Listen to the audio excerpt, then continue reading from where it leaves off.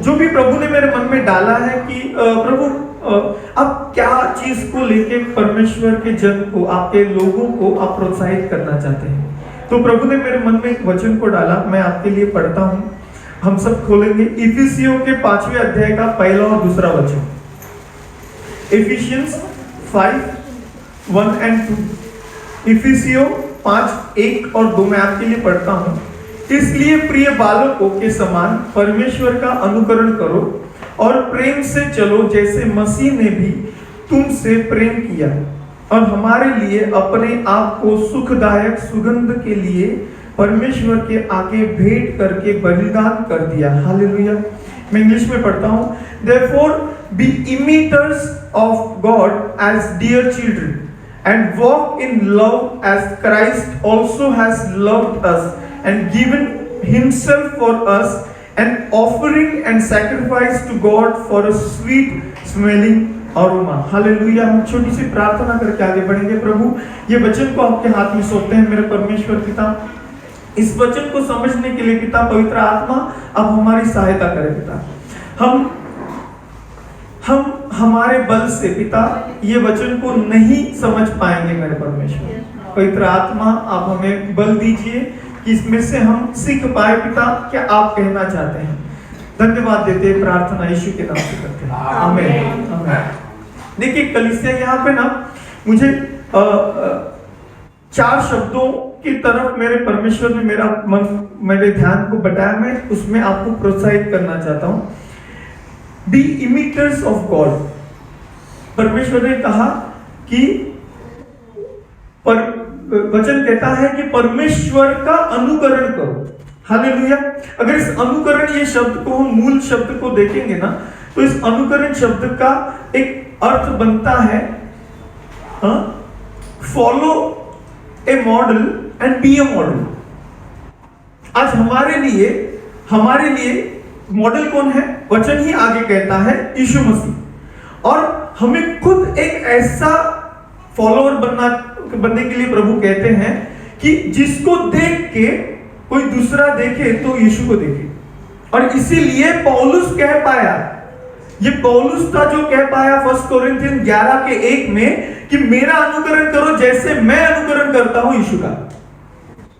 देखिए यहां पे पौलुस कहता है कि बी इमिटर्स ऑफ गॉड, प्रिय बालकों के समान परमेश्वर का अनुकरण करो एंड वॉक इन लव, प्रेम में चलो। यानी उस अनुकरण में सबसे पहले परमेश्वर क्या कहते हैं? प्रेम में चलो। हालेलुया। आज सुबह जैसे प्रभु की प्रेरणा आ रही है, भाई ने कहा था डिवोशन वर्ड में कि हम सब जुड़े हुए हैं, कोई ना कोई संबंध से हम जुड़े हुए हैं। पर परमेश्वर हम सबसे जुड़ा हुआ होके भी उनकी आइडेंटिटी अलग है, वो अपना खुद डेफिनेशन है। हालेलुया। आज यीशु का जो प्रेम है ना कलीसिया, वो हमें जोड़ के रखता है। अगर यीशु का प्रेम हमें नहीं है, वचन कहता है प्रेम सबसे ऊपर है, गॉड इज लव। अगर यीशु का प्रेम हमें नहीं है ना, तो हम यीशु की कितनी भी बातों को अनुकरण करें, हम यीशु जैसे नहीं दिख सकते। तो सबसे पहली बात कि हमें प्रेम में चलना है, यीशु के प्रेम में चलना है। Okay, as Christ also has loved us and given himself for us, an offering and sacrifice to God। मैं जब देख रहा था कि ये 2 शब्द यहाँ पे क्यों लिखे हैं, कि देखो एक शब्द है कि जिसमें ऑफरिंग है, तो प्रभु ने मुझसे बातें की। कलीसिया, प्रेम के 2 अर्थ होते हैं। एक होता है कि हम दूसरों को यीशु का प्रेम ऑफर करें। ओके, ये जो पहला शब्द है कि परमेश्वर के सामने अपने आप को, यानी परमेश्वर के लोगों के सामने अपने आप के जीवन से यीशु का प्रेम आप उसको ऑफर करो।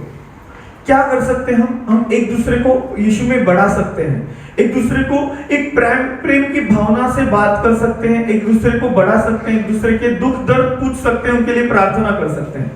और दूसरी बात प्रभु आगे कहते हैं, दूसरा शब्द सैक्रिफाइस टू गॉड।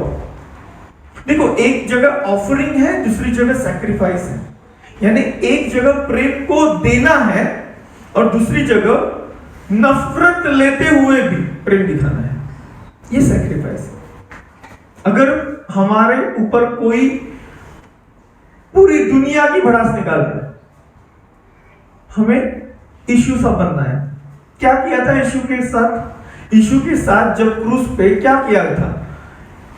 उनका कोई दोष नहीं था, निष्पाप को करा था और उसको एक इतनी भयानक, सबसे भयंकर सजा दी गई। और जो सजा शायद हमारे पास्टर जैसे कहते हैं कि किसी को नहीं मिली थी। एक तो 39 कोड़े होते थे या तो क्रूस होता था। 39 कोड़े खा के क्रूस मिलना, ये शायद उनका एक ही ऐसा उदाहरण था। यानी प्रभु आज हमसे चाहते हैं कि जैसे हम यीशु को इमिटेट करें, इसका मतलब उनके प्रेम में चले। तो प्रेम कैसा? प्रेम वो जो हम दूसरों को ऑफर करें। हम प्रेम पूर्वक परमेश्वर के लोगों से या जो भी हमारे सामने आता है, भले वो अविश्वासी हो, हम परमेश्वर के प्रेम को उसको दिखाए। और दूसरी बात, जब लोग हम पे, जैसे भाई ने और एक बात कहा था कि लव योर एनिमी, तो ये वो सैक्रिफाइस प्रभु चाहते हैं। प्रेम सिर्फ ये नहीं है कि मैंने प्रेम से बात किया और सामने वाले ने प्रेम से बात नहीं किया तो उसको मैं 2 बात सुना के चला आया। यानी हम क्या बोलेंगे कि मैंने ऑफर किया था, उसने लिया नहीं तो मुझे बोलना पड़ा। पर प्रभु आज कहते हैं हमसे कि ऑफर एंड सैक्रिफाइस, यानी एक जगह तुम्हें प्रेम देना है और दूसरी जगह से तुम्हें अगर नफरत भी मिल रही है फिर भी वहां पे प्रेम देना है। कैसे? तो वो नफरत को सह के उसको सैक्रिफाइस करते हैं। यीशु ने उस नफरत को, उस दुनिया की उस सारी नफरत को उस क्रूस पे सहा। To God for sweet swelling aroma. Hallelujah. देखो, ये सारी बातें तो ठीक है कि हम बहुत बार हमने सुना भी है, पर ये हम जब करते हैं ना, तब हम परमेश्वर के नथनों में एक सुगंध सा बनते हैं। और इसके बाद मैं जब पढ़ रहा था बाइबल को, तो प्रभु ने मेरा ध्यान एक संदर्भ के पास लेके गए कि बाद में मुझे पता चला कि कलीसिया हम हमारे बल पे ये कर ही नहीं सकते। यानी आज परमेश्वर है जो हम पे अनुग्रहकारी है, इसलिए आज हम किसी से प्रेम से बात कर सकते हैं। हम यెజెకేल के 20वें अध्याय को खोलेंगे।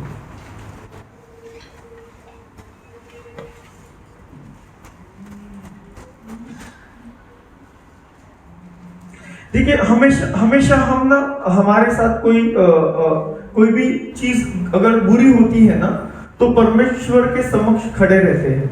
आज मैं एक्चुअली बोल रहा हूं कि प्रभु की प्रेरणा सुबह से है। जैसे प्रभु ने कहा सुबह की, तुम मुझे क्वेश्चन नहीं पूछ सकते, you can not ask me question.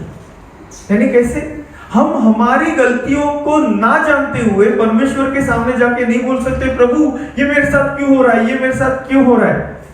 देखिए, यहाँ पे हम बीच बीच के वचन में आपके लिए पढ़ूंगा। पहला वचन कहता है, यెజెకేल 20वां अध्याय उसका पहला वचन, 7वें वर्ष के 5वें महीने के 10वें दिन को इज़राइल के कितने पुरनिये यहोवा से प्रश्न करने को आए और मेरे सामने बैठ गए। 2 वचन, तब यहोवा का यह वचन मेरे पास पहुंचा। 3, हे मनुष्य के संतान, इज़राइली पुरनियों से यह कह, प्रभु यहोवा यो कहता है, क्या तुम मुझसे प्रश्न करने आए हो? प्रभु यहोवा की यह वाणी है कि मेरे जीवन की सौगंध, तुम मुझसे प्रश्न करने न पाओगे। हालेलुया। कलीसिया, ये देखो, ये पुराना करार था। तभी हम परमेश्वर के सम्मुख जा भी नहीं सकते थे हमारे पाप के कारण। आज ये परमेश्वर यीशु का अनुग्रह है हम पे। प्रभु ने जगत से इतना प्रेम किया कि अपने एकलौते पुत्र को उसने दे दिया। क्या किया? दे दिया आपके मेरे लिए। क्या हम अपने आप को नहीं परमेश्वर को दे सकते? ये क्या उनका, ये क्यों प्रभु बोला? क्यों प्रभु इतना रूठा हुआ था?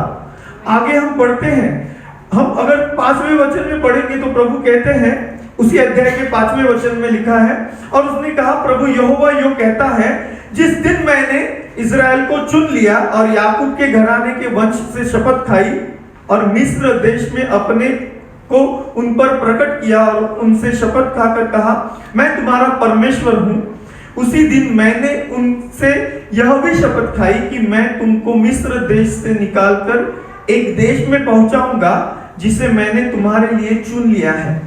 वह सब देशों का शिरोमणि है और उसमें दूध और मधु की धाराएं बहती हैं। कलीसिया, प्रभु हमेशा हमसे प्रॉमिस करते हैं। जैसे पिछली बार हमारे पास्टर मैक्स ने हमसे कहा था कि सिर्फ प्रॉमिस के लिए मत आओ, सिर्फ कोई चीज को मांगने के लिए मत आओ। देखो, ये एक मिस्र की मनोवस्था है।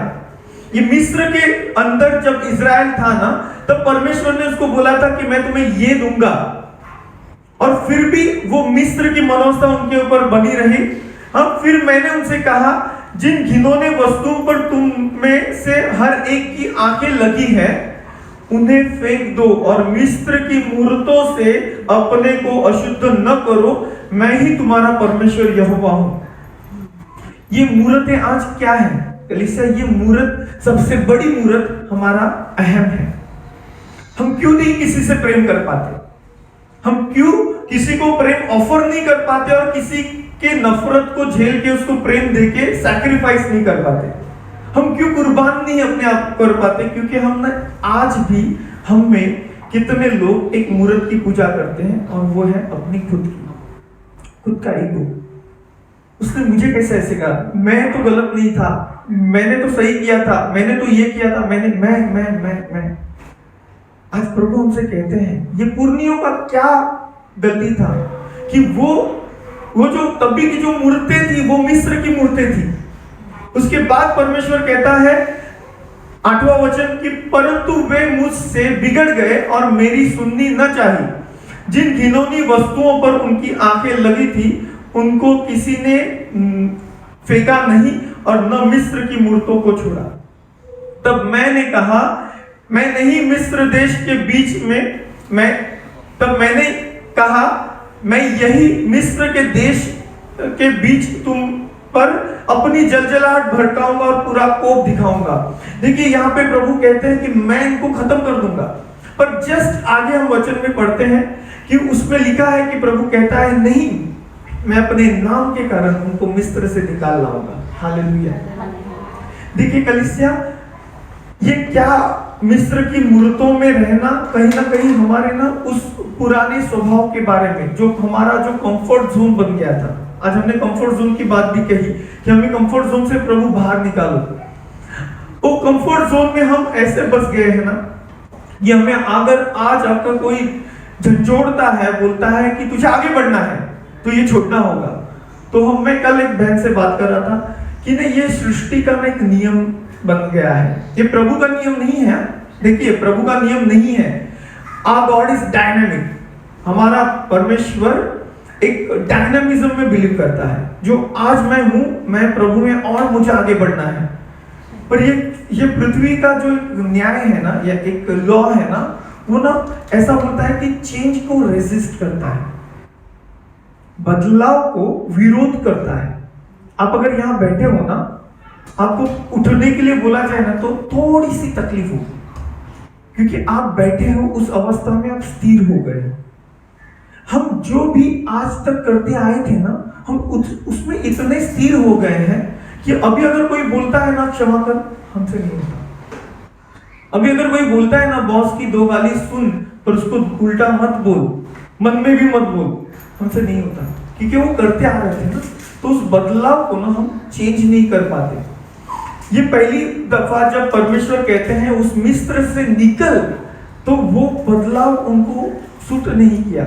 आगे चल के हम देखते हैं 12वें वचन में, फिर मैंने उनके लिए अपने विश्राम दिन ठहराए, जो मेरे और उनके बीच चिन्ह ठहरे, कि वे जाने कि मैं यहोवा उनका पवित्र करने वाला हूं। तो भी इजराइल के घराने ने जंगल में मुझसे विद्रोह किया। देखिए, एक तो कंफर्ट जोन से निकल नहीं रहे थे, मुश्किल से निकले, तो फिर से उस वीराने में, उस जंगल में, फिर से उस कंफर्ट जोन में वो आ गए। यानी इजराइल की अवस्था क्या थी? इजराइल को ना कंफर्ट जोन से निकलना मुश्किल होता है। आज कलीसिया, आज अगर ऐसा कोई कंफर्ट जोन में हम बैठे हैं ना, तो हमें वहां से निकलना जरूरी है। हर बार प्रभु कहता है कि मैंने उनका अंत करना चाहा, पर मैंने अपने नाम के कारण नहीं किया। कलीसिया, आज क्यों हम प्रभु की ये प्रेरणा आ रही है कि प्रभु के सामने हम जाके नहीं बात कर सकते, प्रभु मैंने ये किया है फिर भी ऐसा हुआ, ये किया है वो फिर भी ऐसा हुआ, क्योंकि हम उस पात्र है ही नहीं और ना हम कभी अपने बल पे बन सकते हैं। आज सिर्फ ये यीशु का लहू है कि जो हमें उनके सामने लेके जाता है, और इसलिए हमें, अगर हम यीशु के लहू में वहां खड़े हैं तो हमें प्रेम में खड़े रहना है, प्रेम में चलना है। प्रभु का वचन कहता है, क्योंकि आगे का वचन एक मैं आपके लिए पढ़ूंगा, फिर हम प्रार्थना में जाएंगे। प्रभु का वचन 40 और 41 में कहता है, अगर इस संदर्भ को आप पूरी रीति से पढ़िएगा, हाँ बहुत सुंदर है। इज़राइल कहां गिरा और उसके बावजूद प्रभु के प्रेम ने उसको बाहर निकाला, उसके नाम के कारण, ये लिखा हुआ है 39 उसी अध्याय में, यहेजकेल 20:39, 20वां अध्याय 39, 39 वचन कहता है, हे इज़राइल के घराने, तुमसे तो प्रभु यहोवा यो कहता है, जाकर अपनी अपनी मूर्तों की उपासना करो, और यदि तुम मेरी न सुनोगे तो आगे को भी यही किया करो। देखिए, कहीं ना कहीं हमें एक रीति से आदेश नहीं है, ये एक रीति से चेतावनी है। अगर तुम उस मूर्तों की पूजा कर रहे हो, अपने ईगो को संभाले रहे हो, मेरा नहीं सुनना चाहते, तो आगे चल के भी वही करो, परंतु मेरे पवित्र नाम को अपनी भेंटों और मूर्तों के द्वारा फिर अपवित्र न करना। कलीसिया, आज आने वाला जो समय है ना, यह आखिरी समय होने वाला है। हम परमेश्वर के सामने वही बातों को रिपीट कर कर के ना उनके सामने खड़े नहीं रह सकते। प्रभु कहता है कि आज इसके बाद मैं अपनी बेटी को अपवित्र करने नहीं दूंगा। और उसके आगे भी 40 और 41 में पढ़ता हूं, क्योंकि प्रभु यहोवा की यह वाणी है कि इज़राइल का सारा घराना अपने देश में मेरे पवित्र पर्वत पर, इज़राइल के ऊंचे पर्वत पर सब का सब मेरी उपासना करेगा, वही मैं उससे प्रसन्न होऊंगा, और वही मैं तुम्हारी उठाई हुई भेंटें और चढ़ाई हुई उत्तम उत्तम वस्तुएं और तुम्हारी सब पवित्र की हुई वस्तुएं तुमसे लिया करूंगा। हालेलुया। कलीसिया, जब तक हम यीशु को इमिटेट नहीं करते, हम यीशु के प्रेम में नहीं चलते, यानी उस पर्वत पर नहीं आते, तब तक परमेश्वर हमारी भेंट को नहीं ग्रहण करेंगे। प्रभु बोलते हैं, हमेशा हमारे पास्टर जेनिफर राया कहती है कि यहाँ पे अगर बारिश हो रही है या शावर गिर रहा है और हमें भीगना है, यहाँ नहीं है यहाँ है, मुझे भीगना है, तो मुझे उसके नीचे जाना पड़ेगा। आज प्रभु कहते हैं, जब तक हम परमेश्वर के इमिटेट ना करें, जब तक हम उसके प्रेम में ना चले, जब तक उस पर्वत में ना आए, हम जो भी दुनिया के लिए करते हैं, एक दूसरे के लिए करते हैं, व्यर्थ है। 41 वचन कहता है, आखिरी वचन, जब मैं तुम्हें देश देश के लोगों में से अलग करूं और उन देशों से जिनमें तुम तितर बितर हुए हो इकट्ठा करूं, तब तुमको सुखदायक सुगंध जानकर ग्रहण करूंगा। Hallelujah. Sweet smelling aroma. Hallelujah. और अन्य जातियों के सामने तुम्हारे द्वारा पवित्र ठहराया जाएगा। प्रभु आज उनके नाम के कारण हमें यहाँ तक लेके आए हैं। कलीसिया, अगर हम उन लोगों से जिनसे प्रभु हमें अलग करना चाहते हैं, उनसे नाता तोड़ने के लिए नहीं बोल रहे। कलीसिया, आप जाके ऐसा मत करो कि घर में एक पार्टीशन डाल दो और बोलो कि अभी तू विश्वास में नहीं है तो तू दूसरी जगह रहेगा और मैं दूसरे कंपार्टमेंट में रहूंगा। नहीं, उनको प्रेम दिखाना है, पर उनकी सी चाल नहीं चलनी है। अगर वो नफरत करते हैं, आप प्रेम करो। हालेलुया। आज जब तक ये हम नहीं करेंगे ना, प्रभु के सामने हम सुगंधी धूप की समान नहीं रहेंगे। एक बार फिर से हम उस वचन को पढ़ेंगे। इफिशियंस 5:1 और 2 कहता है, इसलिए प्रिय बालकों के समान परमेश्वर का अनुकरण करो और प्रेम में चलो, जैसे मसीह ने भी तुमसे प्रेम किया और हमारे लिए अपने आप को सुखदायक सुगंध के लिए परमेश्वर के आगे भेंट करके बलिदान कर दिया। हालेलुया।